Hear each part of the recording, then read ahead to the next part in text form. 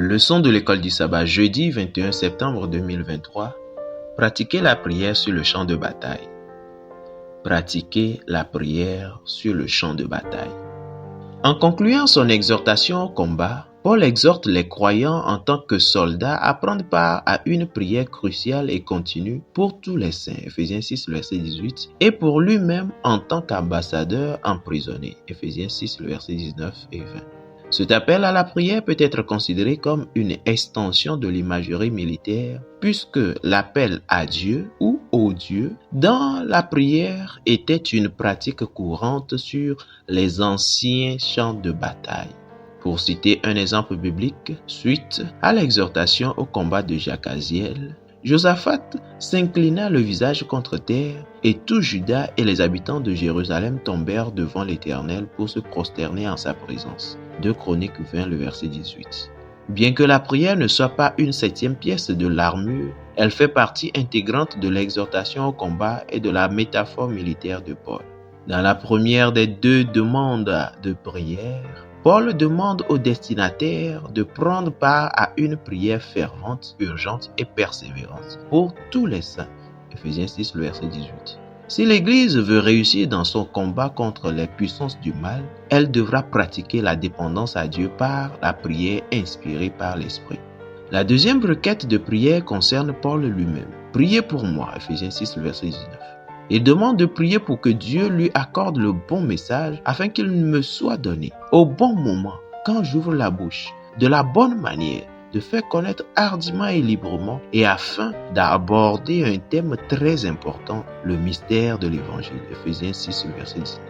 Cette dernière expression fait référence à ce que nous pourrions appeler le secret de Polichinelle de l'intervention de Dieu en Christ pour racheter les gentils et les juifs. Voir Ephésiens 3, le verset 1 à 13, créant un seul homme nouveau. Ephésiens 2, le verset 15, voir aussi Ephésiens 2, le verset 11 à 22, comme un signal du grand plan de réunir toutes choses en Christ. Ephésiens 1, le verset 10. Passez en revue les appels à la prière suivants dans le Nouveau Testament. Lequel vous inspire le plus? Pourquoi? Luc chapitre 18, le verset 1 à 8. Là, il est écrit: Jésus leur adressa une parabole pour montrer qu'il faut toujours prier et ne point se relâcher. Il dit: Il y avait dans une ville un juge qui ne craignait point Dieu et qui n'avait d'égard pour personne. Il y avait aussi dans cette ville une veuve qui venait lui dire: Fais-moi justice de ma partie adverse. Pendant longtemps, il refusa.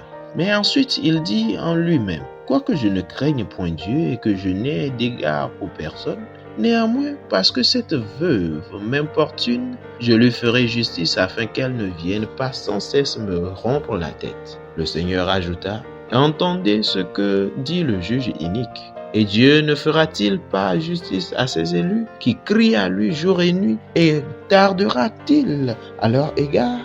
Je vous le dis, il leur fera promptement justice.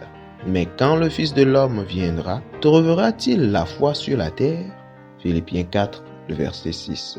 Ne vous inquiétez de rien, mais en toutes choses, faites connaître vos besoins à Dieu par des prières et des supplications avec des actions de grâce.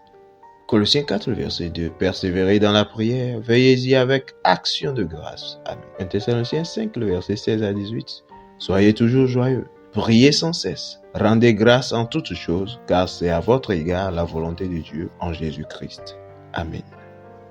Pourquoi les croyants sont-ils si souvent invités à s'engager dans une prière sincère et persévérante? La métaphore militaire de Paul suggère deux réponses. 1. La menace d'une bataille spirituelle contre un éventail d'ennemis surnaturels est désastreuse et réelle.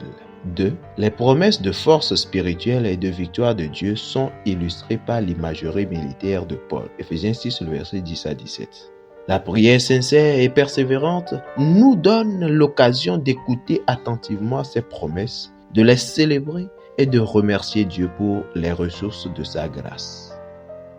Fidèles auditeurs et internautes, que Dieu vous garde. Amen.